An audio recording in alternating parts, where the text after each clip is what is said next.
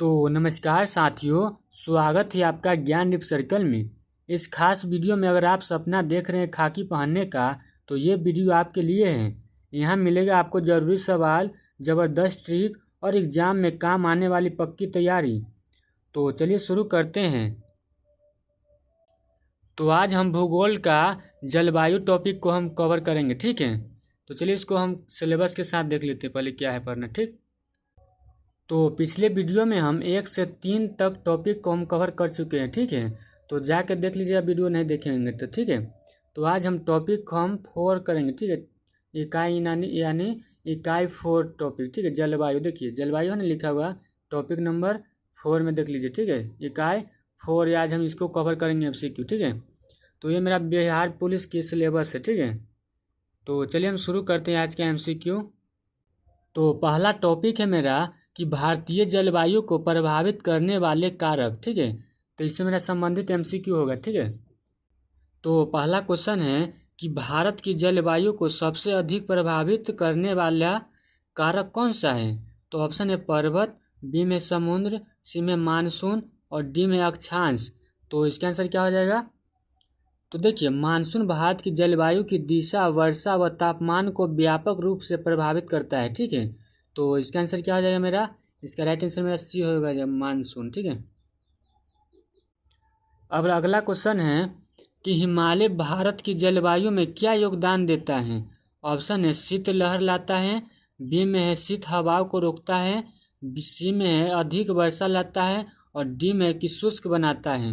तो इसका आंसर क्या हो जाएगा।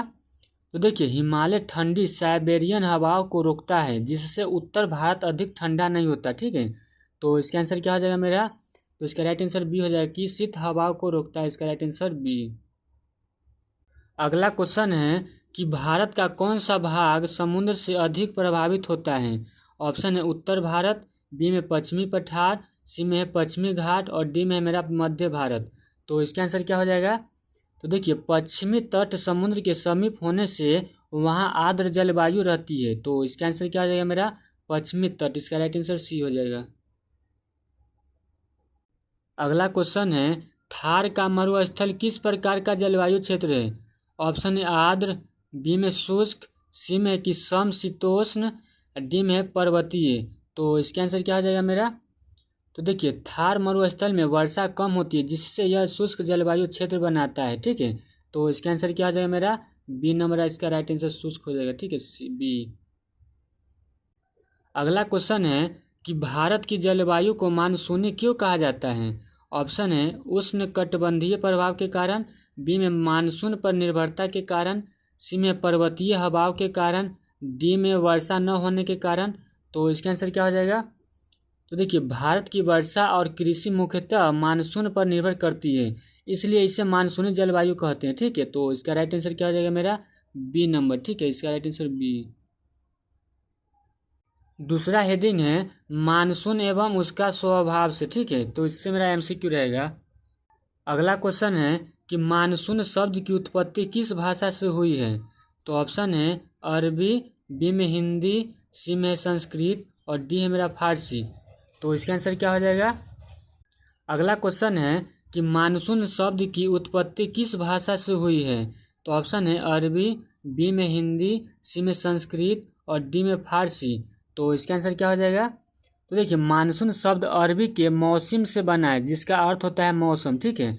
तो इसका राइट आंसर क्या हो जाएगा, अरबी, इसका राइट आंसर ए हो जाएगा।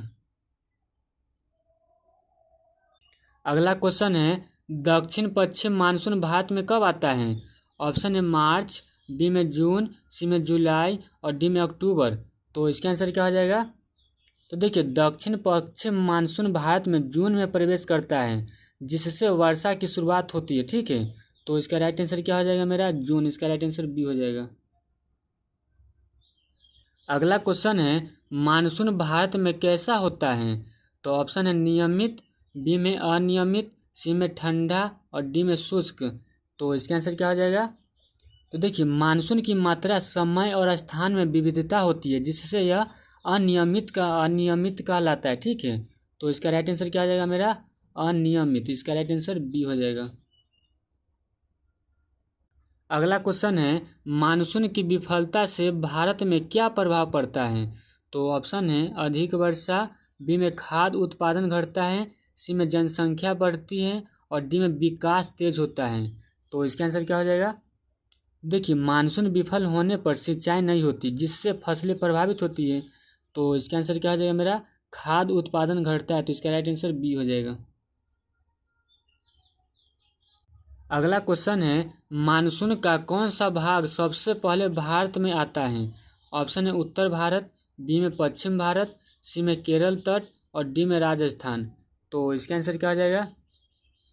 तो देखिए मानसून भारत में सबसे पहले केरल तट पर प्रवेश करता है। तो इसका आंसर क्या हो जाएगा मेरा, केरल तट। इसका राइट आंसर सी। अब नेक्स्ट टॉपिक मेरा पढ़ना है वर्षा प्रकार से, ठीक है, वर्षा प्रकार से। तो चलिए इसका एमसीक्यू देखते हैं। अगला क्वेश्चन है भारत में सर्वाधिक सामान्य वर्षा प्रकार कौन सा है। ऑप्शन है संवहनात्मक, बी में पर्वतीय, सी में चक्रवाती और डी में समुद्री। तो इसका आंसर क्या हो जाएगा। तो देखिए मानसून हवाएं पर्वतों से टकराकर ऊपर उठती है और पर्वतीय वर्षा करती है। तो इसका आंसर क्या हो जाएगा। इसका राइट आंसर मेरा बी हो जाएगा, पर्वतीय। इसका राइट आंसर बी। अगला क्वेश्चन है कि चक्रवाती वर्षा अधिकतर कहाँ होती है। ऑप्शन है उत्तर भारत, बी में दक्षिण भारत, सी में पश्चिमी घाट और डी में कश्मीर। तो इसका आंसर क्या हो जाएगा। तो देखिए शीत ऋतु में पश्चिमी विक्षोभों से उत्तर भारत में चक्रवाती वर्षा होती है, ठीक है। क्या शीत ऋतु में पश्चिमी विक्षोभों से उत्तर भारत में चक्रवाती वर्षा होती है, ठीक है। तो इसका राइट आंसर क्या हो जाएगा, ऑप्शन नंबर ए उत्तर भारत। अगला क्वेश्चन है संवहनात्मक वर्षा कैसे होती है। ऑप्शन है समुद्री हवा से, बी में सूर्य की गर्मी से, सी में चक्रवात से और डी मेरा पर्वतों से। तो इसका आंसर क्या हो जाएगा। तो देखिए सूर्य की गर्मी से जल वाष्प उठता है और वह ऊपर जाकर वर्षा करता है। तो इसका सूर्य की गर्मी से इसका राइट आंसर हो जाएगा, ठीक है, ऑप्शन नंबर बी। अगला क्वेश्चन है कि कौन सी वर्षा अचानक होती है और तीव्र होती है। तो ऑप्शन है मेरा पर्वतीय, बी में चक्रवाती, सी में है संवहनात्मक और डी में शीतकालीन। तो इसका आंसर क्या हो जाएगा। तो देखिए यह तेज गर्मी के बाद दोपहर में अचानक होती है और तीव्र हो जाती है। तो वो कौन है, तो संवहनात्मक है, ठीक है, संवहनात्मक, ठीक। इसका राइट आंसर सी, संवहनात्मक। इसका राइट आंसर सी हो जाएगा। अगला क्वेश्चन है पर्वतीय वर्षा किस पर निर्भर करती है। तो ऑप्शन है हवाओं की दिशा, बी में सूर्य की किरण, सी में समुद्र की दूरी और डी में भूमि की ऊंचाई। तो इसका आंसर क्या हो जाएगा। तो देखिए पहाड़ की ऊंचाई पर नमी वाली हवाएं बढ़ चढ़ती है और वर्षा होती है। तो भूमि की ऊंचाई इसका राइट आंसर हो जाएगा, ठीक है। इसका राइट आंसर डी। अब नेक्स्ट हेडिंग है ऋतुएं से, ठीक है। तो इसका एमसीक्यू करते हैं, चलिए। अगला क्वेश्चन है भारत में ऋतुओं की संख्या कितनी मानी जाती है। ऑप्शन है 2, बी में 3, सी 4 और डी में 6। तो इसका आंसर क्या हो जाएगा। तो देखिए भारत में 4 मुख्य ऋतु मानी जाती है। पहला है ग्रीष्म, दूसरा है वर्षा, तीसरा में शरद और चौथा में शीत। तो इसका राइट आंसर क्या हो जाएगा। इसका राइट आंसर सी हो जाएगा, चौथा इसका, ठीक है। अगला क्वेश्चन है भारत में सबसे गर्म ऋतु कौन सी होती है। तो ऑप्शन है शीत, बी में वर्षा, सी में ग्रीष्म और डी में बसंत। तो इसका आंसर क्या हो जाएगा। तो ग्रीष्म ऋतु अप्रैल से जून तक होती है और सबसे गर्म मानी जाती है, ठीक है। तो इसका आंसर क्या हो जाएगा, ग्रीष्म। तो इसका राइट आंसर सी।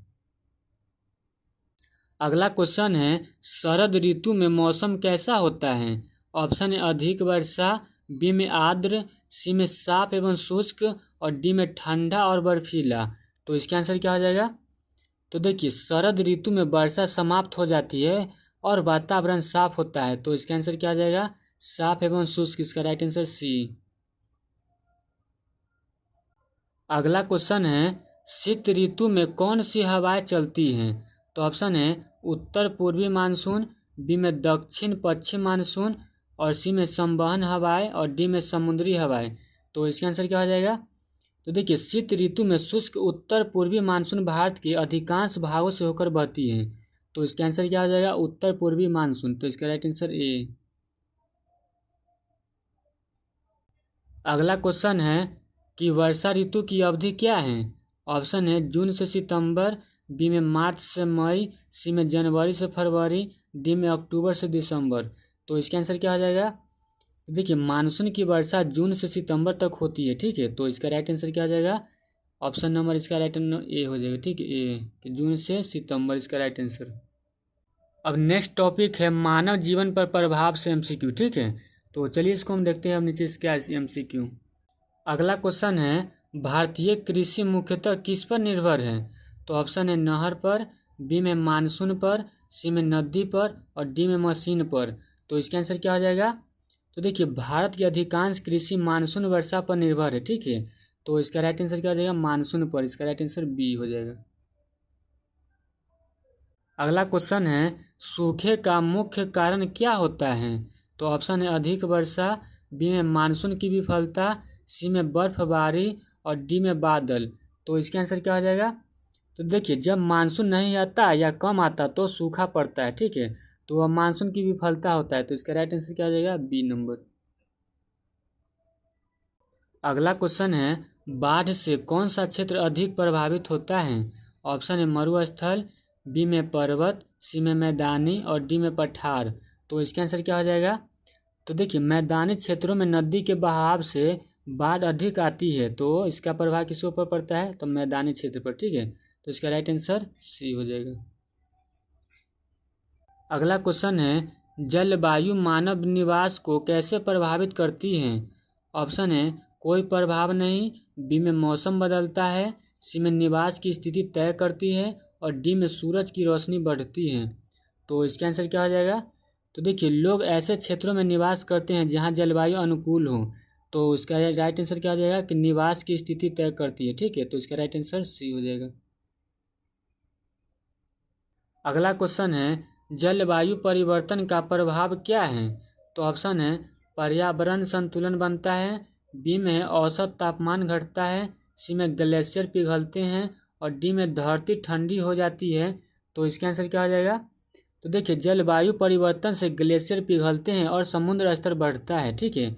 तो ग्लेशियर पिघलते हैं, इसका राइट आंसर हो जाएगा सी। तो इस क्वेश्चन का आंसर आप लोग दीजिएगा, ठीक है, बिना वीडियो देखे हुए। तो इसका कमेंट सेक्शन में इसका आंसर दीजिएगा, ठीक है। तो दोस्तों ये था आज के सबसे ज़रूरी सवाल बिहार पुलिस की तैयारी के लिए। अगर वीडियो अच्छा लगा हो तो इसे लाइक करें, अपने दोस्तों के साथ शेयर करें और चैनल को सब्सक्राइब करना ना भूलें। याद रखिए मेहनत करने वालों की कभी हार नहीं होती। मिलते हैं अगले वीडियो में, तब तक के लिए पढ़ते रहिए और बढ़ते रहिए। Thank you. जय हिंद।